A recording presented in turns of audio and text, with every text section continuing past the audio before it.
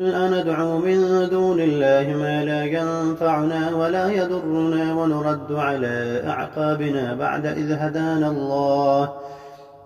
إذ هدانا الله كالذي استهوته الشياطين في الأرض حيران له أصحاب يدعونه إلى الهدى ائتنا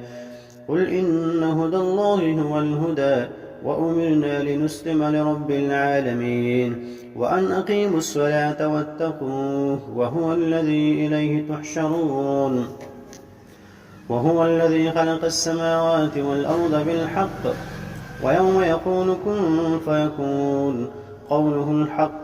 وله الملك يوم ينفخ في السور عالم الغيب والشهادة وهو الحكيم الخبير وإذ قال إبراهيم لأبيه آزر أتتخذ أصناما آلهة إني أراك وقومك في ضلال مبين وكذلك نري إبراهيم ملكوت السماوات والأرض وليكون من الموقنين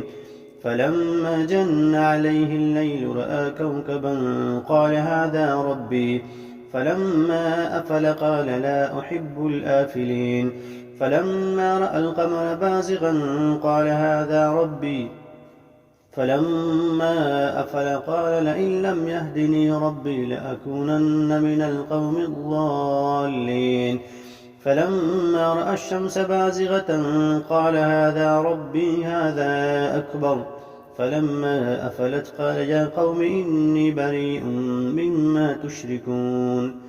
إني وجهت وجهي للذي فطر السماوات والأرض حنيفا وما أنا من المشركين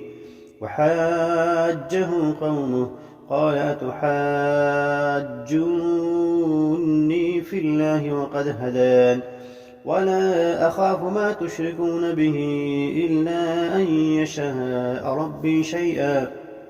وسع ربي كل شيء علما أفلا تتذكرون وكيف أخاف ما أشركتم ولا تخافون أنكم أشركتم بالله ما لم ينزل به عليكم سلطانا فأي الفريقين أحق بالأمن إن كنتم تعلمون الذين آمنوا ولم يلبسوا إيمانهم بظلم أولئك لهم الأمن وهم مهتدون